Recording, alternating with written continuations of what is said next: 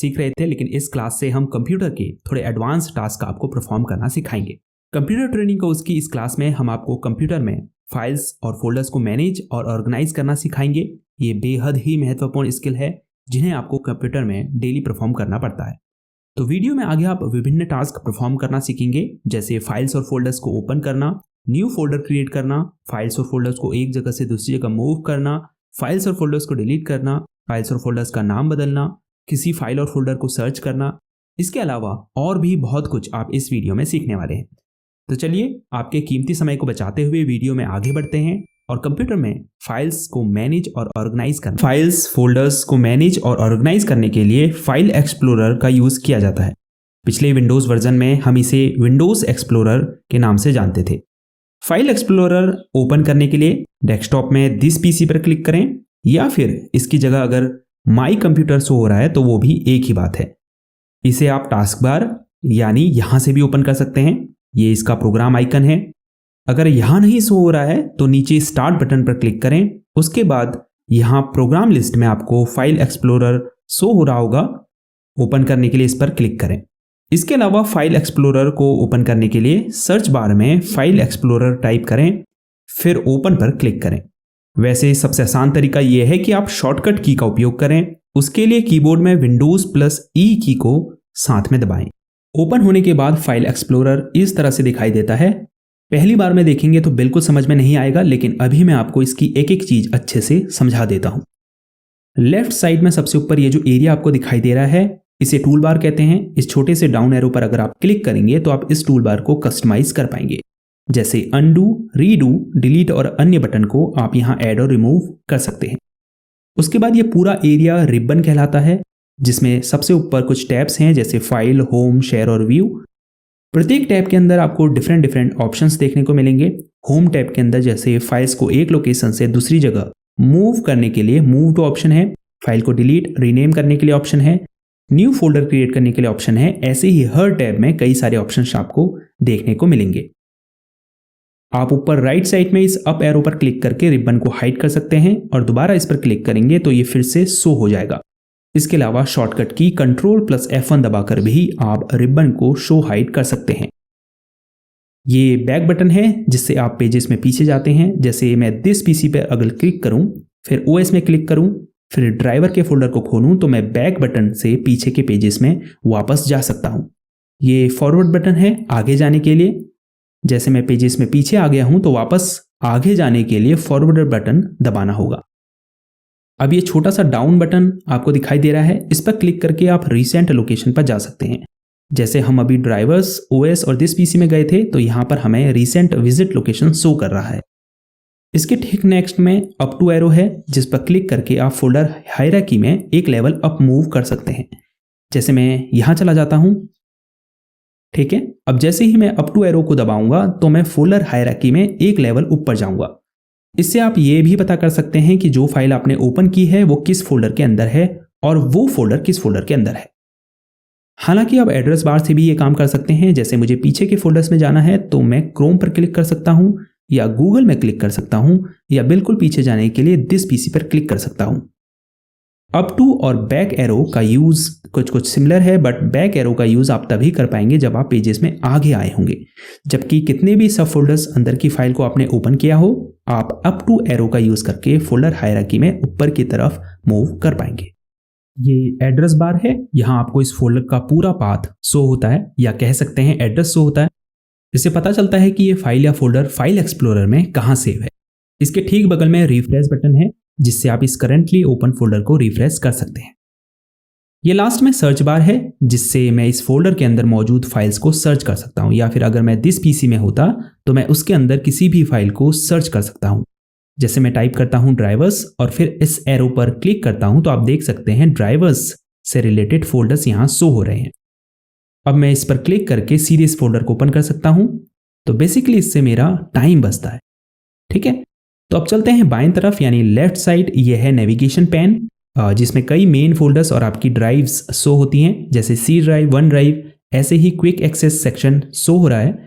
अगर आपको quick access section के अंदर सेव्ड फोल्डर्स या फाइल्स को ओपन करना है तो या तो आप इस पर क्लिक कीजिए, या फिर इसके आगे ये जो राइट एरो है इस पर क्लिक कीजिए। अंदर सेव्ड सभी फाइल्स और फोल्डर्स आपको शो होने लगेंगे। वापस इस एरो पर क्लिक कीजिए, ये कोलैप्स हो जाएगा। अब ये कंटेंट एरिया है जहां फाइल्स और फोल्डर्स की लिस्ट आपको शो होती है। तो चलिए अब देखते हैं कि अगर आपको इन फाइल्स और फोल्डर्स का व्यू चेंज करना है तो कैसे करेंगे। फॉर एग्जाम्पल इन फाइल्स और फोल्डर्स के आइकन्स छोटे हैं, आप इनको बड़ा करके देखना चाहते हैं तो कैसे करेंगे। सबसे पहले यहां ऊपर व्यू टैब पर क्लिक करेंगे, फिर लेआउट ग्रुप के अंदर आपको एक्स्ट्रा लार्ज आइकन और मीडियम आइकन वगैरह ऑप्शंस दिख रहे होंगे। जो भी आपको पसंद हो उस पर क्लिक कर दीजिए। आप माउस कर्सर को इन ऑप्शंस के ऊपर ले जाकर देख सकते हैं कि अगर आप किसी पर्टिकुलर ऑप्शन पर क्लिक करेंगे तो फाइल्स आइकन किस तरह से शो होंगे। इसके अलावा आप फाइल्स को शॉर्ट भी कर सकते हैं। जैसे आप व्यू टैब के अंदर ही करंट व्यू ग्रुप्स में शॉर्ट बाय ऑप्शन पर क्लिक करेंगे तो आपको कई सारे अन्य ऑप्शंस देखने को मिलेंगे। जैसे अगर आपको सबसे बड़ी साइज की फाइल्स को लिस्ट में पहले शो करना है तो साइज पर क्लिक करें, तो आप यहां देख सकते हैं बड़ी साइज की फाइल सबसे पहले शो हो रही है और फिर उससे छोटी और फिर उससे छोटी। तो ऐसे ही आप टाइप, नेम, डेट के बेस पर फाइल्स को शॉर्ट कर सकते हैं। अगर किसी फाइल या फोल्डर को ओपन करना है तो उसके ऊपर माउस से डबल क्लिक करेंगे या फिर माउस कर्सर को उसके ऊपर ले जाकर राइट क्लिक दबाएंगे, फिर ओपन पर क्लिक करेंगे। अगर एक न्यू फोल्डर क्रिएट करना है तो कैसे करेंगे। जैसे मुझे यहां डेस्कटॉप के अंदर एक फोल्डर क्रिएट करना है तो मैं सबसे ऊपर जाऊंगा टूल बार में, फिर इस फोल्डर आइकन पर क्लिक करूंगा। आप देख सकते हैं फोल्डर क्रिएट हो चुका है। अब मैं इसको कोई नाम दूंगा, इजी टेक क्लास, फिर एंटर दबा दूंगा। इसके अलावा आप कीबोर्ड में Ctrl+Shift+N शॉर्टकट की दबाकर भी एक न्यू फोल्डर क्रिएट कर सकते हैं। अब अगर मुझे इस फोल्डर को यहां से दूसरी लोकेशन पर मूव करना है, फॉर एग्जांपल डॉक्यूमेंट में मूव करना है, तो हम क्या करेंगे, इस फाइल को सेलेक्ट करेंगे, फिर होम टैब के अंदर कॉपी ऑप्शन पर क्लिक करेंगे। हालांकि आप इसके लिए सेलेक्ट करने के बाद सीधे Ctrl+C दबा सकते हैं, फाइल कॉपी हो जाएगी। फाइल फोल्डर को एक जगह से दूसरी जगह मूव करने से पहले एक बात यहां पर ध्यान देने वाली है, अगर आप इस फोल्डर को यहां भी रखना चाहते हैं और दूसरी जगह भी रखना चाहते हैं तो आप इसको मूव करने के लिए क्या करेंगे, इसे कॉपी करेंगे। अगर यहां से हटाकर दूसरी जगह रखना है तो कट करेंगे। जैसे सिलेक्ट कर लिया, फिर कट के ऑप्शन पर क्लिक किया। आप कट करने के लिए सिलेक्ट करने के बाद सीधे शॉर्टकट की Ctrl+X भी दबा सकते हैं। अब उस फोल्डर में जाइए जहां आप इसे मूव करना चाहते हैं, फिर ऊपर पेस्ट के ऑप्शन पर क्लिक कीजिए या फिर आप पेस्ट करने के लिए Ctrl+V शॉर्टकट की भी दबा सकते हैं। एक और तरीका है फाइल फोल्डर को कॉपी कट पेस्ट करने का। फाइल को सिलेक्ट कीजिए, फिर राइट क्लिक दबाइए। पॉपअप मेन्यू में नीचे की तरफ कट कॉपी पेस्ट का ऑप्शन शो हो रहा है, जो भी आपको करना है उस पर क्लिक कीजिए।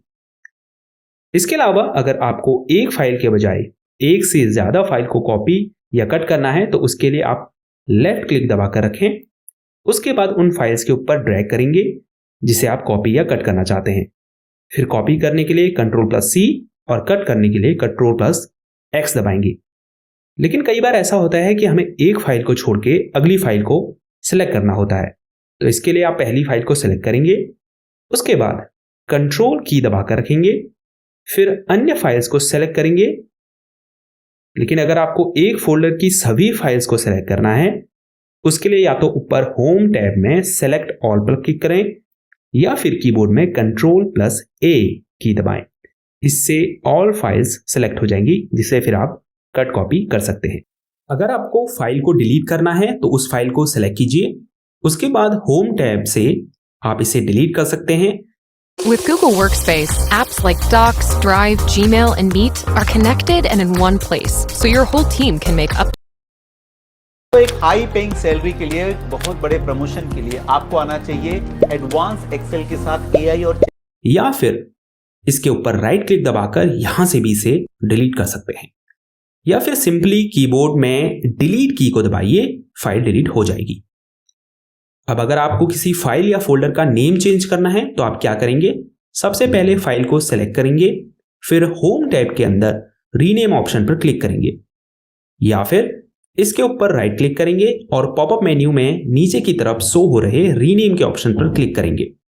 इसके अलावा कीबोर्ड में F2 की दबाकर भी आप इस फाइल को रीनेम कर सकते हैं।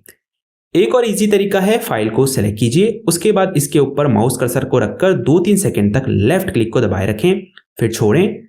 अब फाइल नेम टाइप करें और एंटर दबा दें। फाइल एक्सप्लोरर में आप अपनी इंस्टॉल्ड ड्राइव्स को भी देख सकते हैं। इसके लिए नेविगेशन पैन में दिस पीसी पर क्लिक करें।